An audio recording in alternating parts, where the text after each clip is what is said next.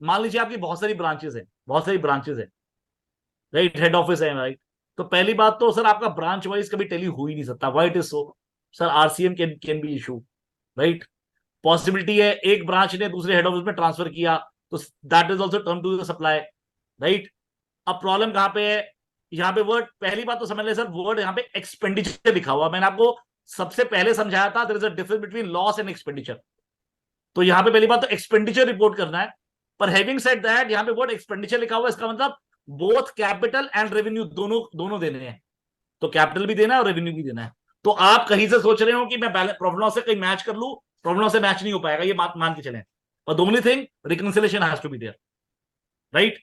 दूसरी बात, ये एंटिटी की बात करता है, तो जब एंटिटी की बात करता है तो प्लीज अप्रिशिएट कीजिएगा, सैलरी इसमें इंक्लूड नहीं होगा, राइट। अब टारगेट क्या है? मैं टारगेट कॉस्ट 44 का टारगेट बताता हूं। इनका टारगेट यही है, लेट अस से आपका आपने आप सेल परचेज कर रहे हैं, और सेल करते हुए अगर एक पर्टिकुलर परसेंटेज, जो भी रेशियो इन्होंने अपने कंप्यूटर में फिक्सअप की हुई है, उससे ऊपर अगर इनकी अनरजिस्टर्ड परचेज से आपकी परचेजेस है, सर आपका केस 100% 143 में आएगा, 143(2) का नोटिस 100% आएगा। They want to check it कि जो अनरजिस्टर्ड परचेज है कुड बी ए बोगस। मैं क्लियर हूं आपको सर? पॉसिबिलिटी है, उनके दिमाग में घुस रहा है। पॉसिबिलिटी ये हो सकता है वो रिकॉर्ड लेके जीएसटी डिपार्टमेंट को भी पुटअप करें।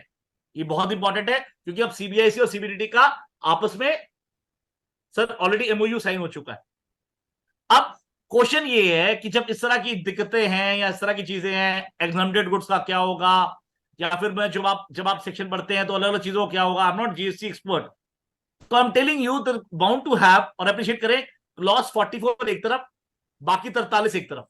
मैं फिर से बोल रहा हूं, क्लॉज 44 की वर्किंग एक तरफ और बाकी 43 की एक तरफ। तो पहली बात तो ये मान के चले, क्लॉज 44 भरना किसने है? ऑडिटी नहीं भरना है, राइट। अब मान लीजिए सीए को अगर पैसे नहीं देगा वो, मतलब किसी और सीए को, तो क्योंकि आपने तो भरना नहीं है, किसी और सीए को पैसे नहीं देगा तो कौन बनाएगा इसका, राइट। तो प्लीज अप्रिशिएट कीजिएगा, मेरा पर्सनल मानना है, अगर मैं ये डॉक्यूमेंट्स आपको नहीं बना के दे रहा हूं तो आपको 3 सीए के 3 नंबर में, 3 सीबी के 5 नंबर में क्वालिफाई करना पड़ेगा।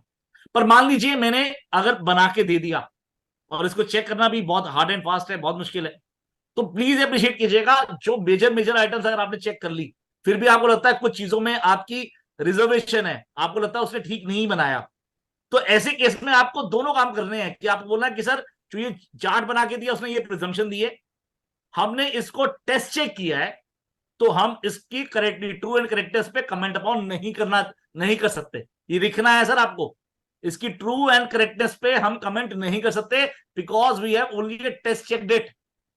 क्योंकि प्लीज अप्रिशिएट कीजिएगा sir, bound to have some issue. ऐसा नहीं हो सकता मेरी इंटरप्रिटेशन और नवनीत जी आपकी, प्रवीण जी की, या जितने लोग बैठे हुए हैं सबकी इंटरप्रिटेशन में फर्क आ सकता है। मैं क्लियर हूं आपको सर, राइट। अब सिर्फ क्लॉज 13 रह गया, उसकी बात कर लेते हैं, फिर बात खत्म करते हैं, फिर आप कोई भी इशू उसको डिस्कस कर लेंगे सर।